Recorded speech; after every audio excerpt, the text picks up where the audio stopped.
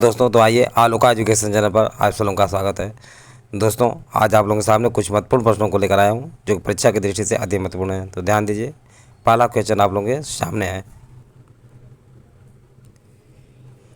जब सूर्य जब सूर्य पृथ्वी तथा चंद्रमा एक सीधी रेखा में हों अर्थात सिजगी हो तो कौन सा ज्वार उत्पन्न होता है। तो ऐसे कंडीशन में ध्यान दीजिए दोस्तों।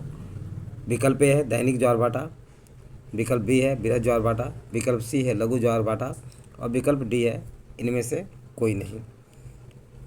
तो ये बात आप लोगों को पता है कि जब सूर्य पृथ्वी तथा चंद्रमा एक सीधी रेखा में हो अर्थात सिजगी हो, सिजगी की स्थिति में सूर्य पृथ्वी तथा चंद्रमा एक सीधी रेखा में होते हैं तो कौन सा ज्वार उत्पन्न होता है।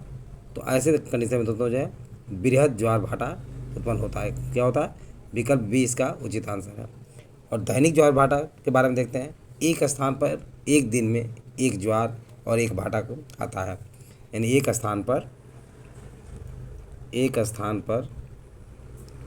एक दिन में एक ज्वार, एक दिन में क्या होता है? एक ज्वार और एक भाटा आता है इसे दैनिक ज्वार भाटा कहा जाता है। दूसरी बात, एक स्थान पर एक दिन में दो बार उत्पन्न ज्वार के मध्य 24 घंटे 26 मिनट का अंतर होता है। एक स्थान पर एक दिन में दो बार उत्पन्न ज्वार के मध्य जो है कितने समय का अंतर होता है? तो 24 घंटे का होता है। कितने? 24 घंटे 26 मिनट का अंतराल होता है। ये भी ध्यान रखिए दोस्तों, तो पृथ्वी के परिभ्रमण घूर्णन के कारण 24 घंटे में प्रत्येक स्थान पर दो बार ज्वार भाटा आता है। दो बार ज्वार एवं दो बार भाटा आता है। क्या आता है? 24 घंटे में दो बार ज्वार और दो बार भाटा आता है। तो इसमें इस प्रश्न का उत्तर है बृहद ज्वार भाटा है, यानी विकल्प बी इसका उचित आंसर है। नेक्स्ट क्वेश्चन देखिए दोस्तों। हम्बोल्ट धारा को किस अन्य नाम से भी जाना जाता है। तो विकल्प आप लोगों के सामने है। पेरू की धारा, लेब्राडोर की धारा, नॉर्वे की धारा, सुसीमिया धारा। तो हम्बोल्ट धारा को पेरू की धारा यानी किसके नाम से जानते हैं? पेरू की धारा या हम्बोल्ट की धारा के नाम से भी जाना जाता है। ये दोस्तों जो है प्रशांत महासागर की ठंडी हवाएं हैं। प्रशांत महासागर की ठंडी जलधारा है। क्या है? ठंडी जलधारा जो है प्रशांत महासागर की शीतल जलधारा है। क्या है? शीतल जलधारा है। इसके साथ साथ क्यूराइल जलधारा जिसे ओयासिबो जलधारा भी कहा जाता है। कैलिफोर्निया की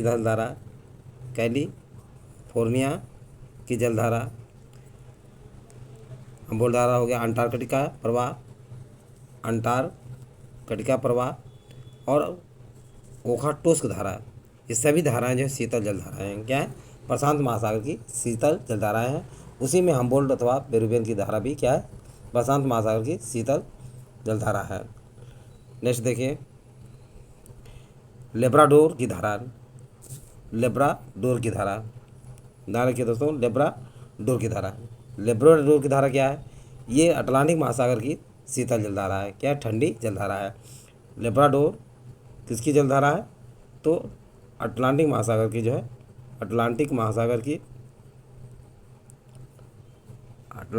की ठंडी जलधारा है। तो लेब्राडोर जलधारा पूर्वी ग्रीनलैंड धारा, इरमिंजर की धारा, केनारी धारा, फॉकलैंड की धारा, ये सभी की सभी धाराएं जो है अटलांटिक महासागर की क्या है? शीतल धाराएं हैं या ठंडी जलधाराएं हैं। उसी तरह नॉर्वे की जलधारा दोस्तों जो है अटलांटिक महासागर की क्या है? अटलांटिक महासागर की गर्म जलधाराएं हैं। नॉर्वे की जलधारा क्या है? अटलांटिक महासागर की गर्म जलधारा है। नार्वे की धारा हुई, गल्फ स्ट्रीम या खाड़ी की धारा, गल्फ स्ट्रीम या खाड़ी की धारा। इसके साथ फ्लोरिडा की धारा, अंटाइल्स या एंटिलीज की धारा। ये सभी धाराएं जो हैं अटलांटिक महासागर की क्या है, अटलांटिक महासागर की गर्म धाराएं हैं। सुसीमा धारा धारा के दोस्तों, सुसीमा धारा जो प्रशांत महासागर की गर्म जल धारा है। क्या है? प्रशांत महासागर की गर्म जल धारा है। प्रशांत महासागर की गर्म जल धारा सुसीमा जल धारा है। सुसीमा जल धारा के साथ जैसे अलास्का की धारा, फिर है एल नीनो की धारा, एल नीनो की धारा जो है ये भी प्रशांत महासागर की गर्म जल धारा है।